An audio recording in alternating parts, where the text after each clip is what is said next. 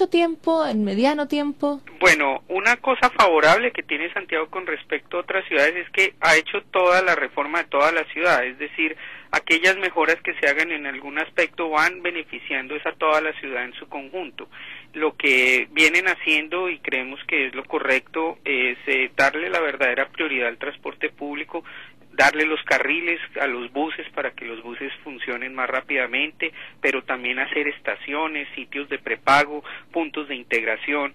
Todo ese tipo de cosas requieren inversión, y eso es algo que entendemos las autoridades chilenas están comprometidas en este momento de hacer para Transantiago, y al mismo tiempo control efectivo sobre los prestadores del servicio, que son agentes privados regulados por el Estado. O sea, una mezcla de infraestructura y mayor regulación, digamos. Ahora, ¿es posible que a veces muchos santiaguinos y probablemente la propia autoridad de transporte acá en Santiago se despiertan las mañanas en el medio de una pesadilla a la que parece que no tiene solución, porque son tantos los factores, son tantos los detalles, y por otra parte, tan urgentes las soluciones, que a veces parece no tener salida? ¿Usted cree que efectivamente tiene salida este sistema para perfeccionarse y para tener un servicio digno a la altura de lo que, por lo menos a la altura de lo que había antes?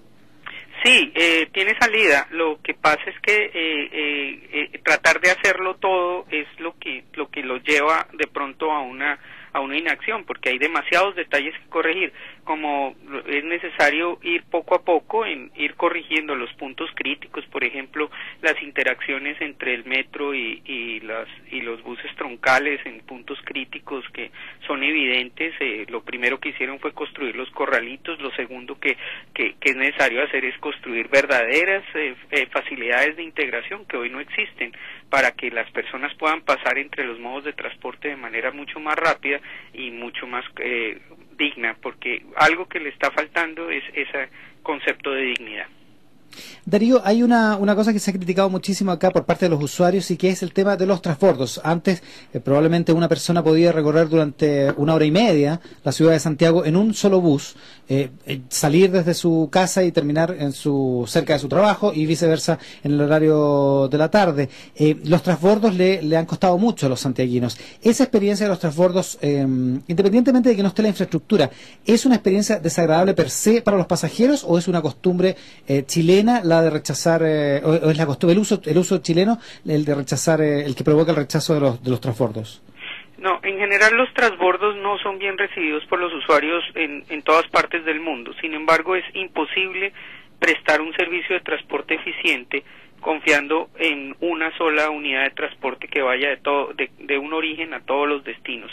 Entonces los transbordos son necesarios. Lo que hay que hacer con los transbordos es hacerlo lo más fácil y lo más convenientes posibles, a través de parte infraestructura y parte operación. Lo que más hace difícil el transbordo es la incertidumbre. Si yo me bajo del metro y voy a tomar el bus troncal, es si realmente voy a recibir un bus troncal, va a venir un bus troncal, y si va a haber espacio en ese bus troncal para llevarme. El transbordo en sí no es malo, lo que es malo es la incertidumbre del siguiente paso en la cadena de transporte, y eso es lo que de una manera importante puede ser mejorado en Santiago. Darío Hidalgo, usted habló de dignidad, ¿no? Falta implementar medidas que devuelvan dignidad a las personas, o que las miren con dignidad. Eso nos acerca a un tema que es súper importante en esta materia, que es el tema político. Hay voces que incluso plantean, y con cierto apoyo desde las personas, que por ejemplo sería mejor volver al sistema antiguo.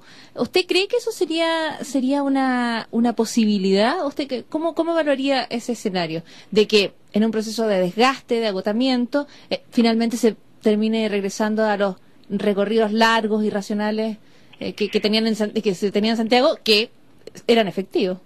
Eso siempre será posible, pero realmente no creo que sea el mejor camino para Santiago. O sea, uno puede volver a una red amplia, de amplio cubrimiento, como la que tenían los microbuses de Santiago, pero con excesiva cantidad de unidades y recorridos muy largos, que terminaba en grandes problemas de congestión, contaminación y muchos accidentes. La gente tal vez hoy no recuerda los muchísimos accidentes que generaba el esquema de guerra del centavo que vivían los microbuses hace un par de años en la ciudad de Santiago.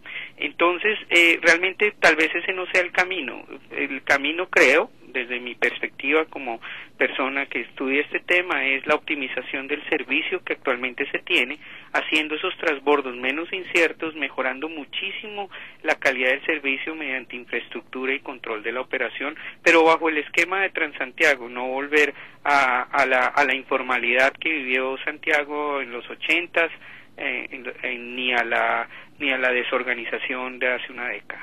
Finalmente, Darío Hidalgo, usted ha estudiado el tema del transporte en varios países en desarrollo. ¿Hay algún caso que se pueda equiparar, homologar a lo que está pasando en Chile? ¿En algún otro país sucedió algo similar? Bueno, muchos hablan de la experiencia de Transmilenio en Colombia como inspiradora de Santiago. Yo tuve la fortuna de participar en el equipo que planeó e implantó Transmilenio en la ciudad de Bogotá, y pues hay que decir que hay cosas que Transantiago miró en Bogotá y otras que quiso reflejarlo de manera completamente distinta. La gran diferencia es de escala. Transantiago está en toda la ciudad, mientras Transmilenio solo está en algunos corredores que funcionan muy bien, unos corredores, pero el resto de la ciudad sigue en caos. Entonces tal vez eso fue lo que vieron los planificadores chilenos y no quisieron repetirlo para la capital chilena. Pero hay otros ejemplos. En el caso de Sao Paulo en Brasil han venido muy gradualmente haciendo la integración que hoy pretende también Santiago, pero han ido poco a poco, conforme van poniendo infraestructura en diferentes corredores, van integrando servicios, van modificando recorridos. No es toda la ciudad en un solo proceso. Darío Hidalgo, solo para el cierre, usted ha hablado del tipo de soluciones que tiene que haber, de lo que hay que invertir en infraestructura, en control de los operadores, en fin, en el control de las flotas. ¿Esto es una tarea de meses o una tarea de años? Solucionar para dar un cierto nivel de dignidad, como usted mismo decía, a los pasajeros de Santiago. Pues hay muchas mejoras que han venido haciéndose en el pasado año. Realmente la situación inicial hoy ya es muy distinta. Hay grandes mejoras, todavía hay mucho por hacer, y ese mucho por hacer va gradualmente, y yo creo que va a seguir siendo una cuestión de varios meses, no de pocos meses, sino de varios meses. Pero muy pronto, antes que lo que va a pasar en México o en Bogotá, Santiago va a contar con una red integrada que ofrece el servicio digno que merecen los chilenos y también los habitantes de otras capitales en el mundo, que tal vez no lo van a mirar con envidia a Santiago dentro de unos años. Dentro de algunos años, o sea, a este ritmo, en un año, en 2 años, ¿podríamos ver el sistema funcionando bien? Depende del compromiso de las autoridades chilenas para hacer los correctivos con mayor énfasis que ha venido dándose en el primer año. Muy bien, muchísimas gracias, Darío, por conversar con nosotros. Darío Hidalgo es ingeniero de transporte, está en Washington trabajando y observando, entre otras cosas, esta política pública implantada acá en el país. Muchísimas gracias, Darío, por conversar con Cooperativa de Chile. Muchas gracias y mucha suerte. Buenas tardes.